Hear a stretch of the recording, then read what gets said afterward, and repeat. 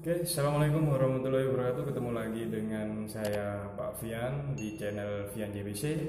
Pada kesempatan kali ini Pak Fian ingin memberikan suatu pembelajaran tentang materi atletik, khususnya adalah lompat jauh. Materi ini saya tujukan kepada siswa saya SMP Baitur Rahmah dan SMK Baitur Rahmah, khusus di pelajaran PJUK atau Pendidikan Jasmani Kesehatan dan Olahraga dan Kesehatan. Adapun materi yang sudah saya siapkan di sini, yang pertama adalah apa sih pengertian dari atletik itu sendiri. Kemudian yang kedua adalah teknik dasarnya ada apa saja. Kemudian contoh videonya bagaimana. Dan yang terakhir, nanti di akhir kalian bisa absen kalian di kolom komentar. Kemudian jangan lupa berikan like-nya. Kemudian juga akan saya bagikan tugas di akhir video ini. Jadi tetap kalian harus menyimak video ini hingga selesai. Jadi karena setiap anak tugasnya berbeda. Oke, simak terus video dari saya. Ada beberapa teknik dasar yang akan kita pelajari, yaitu teknik dasar awalan, kemudian ada tumpuan atau tolakan, dan yang ketiga adalah melayang di udara, dan yang terakhir adalah bagaimana sih cara mendaratnya. Oke, langsung saja. Yang pertama yang harus kita ketahui dalam pembelajaran kali ini adalah pengertian dulu. Dalam atletik ini dapat kita artikan bahwasanya lompat jauh adalah sebuah olahraga dari cabang atletik yang membutuhkan kecepatan, ketangkasan, dan kekuatan dari atlet untuk melompat sejauh mungkin dari titik tumpuan ke garis lompatan. Oke, kita lanjut. Di sini yang akan kita bedah yang pertama adalah awalan. Awalan dari atletik lompat jauh. Jadi awalannya kita harus berlari ya, dari garis startnya berlari pelan-pelan, kemudian hingga garis tumpuan. Nah, garis tumpuannya itu kurang lebih jaraknya 25 meter.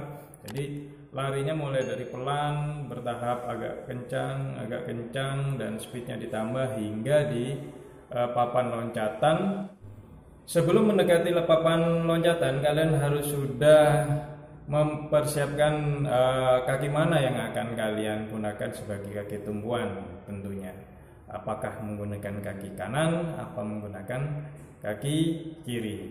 Dan kaki tumpuan itu adalah kaki terkuat kamu. Jadi jangan sampai kamu salah memilihnya.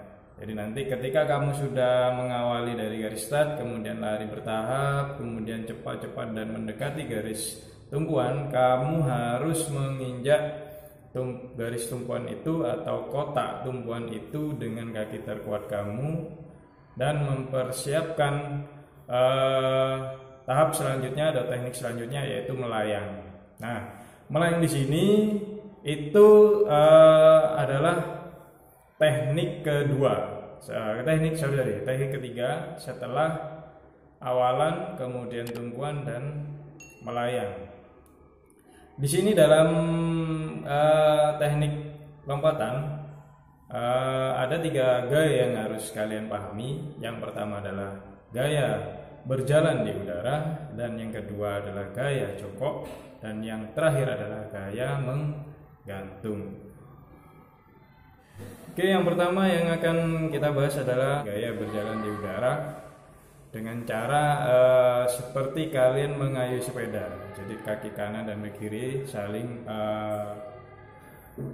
seperti mengayun ke depan dan ke belakang. Itu adalah berjalan di udara. Kemudian yang kedua adalah gaya jongkok. Nah, gaya jongkok ini adalah gaya yang paling gampang dan paling mudah.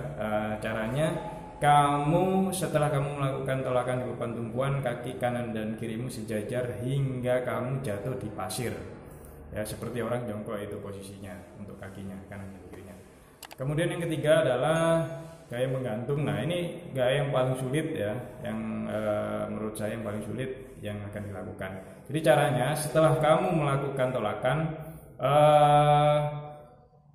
posisi badan atau dada kamu ditarik ke belakang, kemudian diayunkan secara bersama-sama antara tangan dan kaki ke depan, kemudian hingga jatuh di pasir dengan posisi jongkok menghadap ke depan. Itu adalah gaya bergantung. Nah, untuk yang selanjutnya adalah mendarat. Mendarat dari semua gaya itu dilakukan dengan kedua kaki ya. Jadi tidak boleh menggunakan satu kaki karena bahaya akan menimbulkan cedera. Jadi yang harus dilakukan atlet pada saat mendarat adalah menggunakan tumpuan kedua kakinya ya, secara bersama-sama. Jadi untuk menghindari cedera. Oke, itu saja materi yang akan saya sampaikan. Semoga bermanfaat, dan jangan lupa setelah ini kalian absensi di kolom komentar, berikan nama kamu dan kelas kamu, dan jangan lupa klik tombol like-nya. Untuk tugasnya kita simak setelah ini. Akan saya sebutkan siapa-siapa yang mendapat tugas apa, dan waktu pengumpulan tugasnya hari pada saat pertemuan ya, pertemuan pelajaran PJOK. Nanti kalian bisa kumpulkan tugas kamu di dalam buku yang nanti dikumpulkan jadi satu oleh ketua kelas, kemudian kumpulkan di meja saya. Jangan lupa tetap jaga kesehatan dan ingat pesan ibu, selalu pakai masker. Sekian dari saya Ri. Wassalamualaikum warahmatullahi wabarakatuh.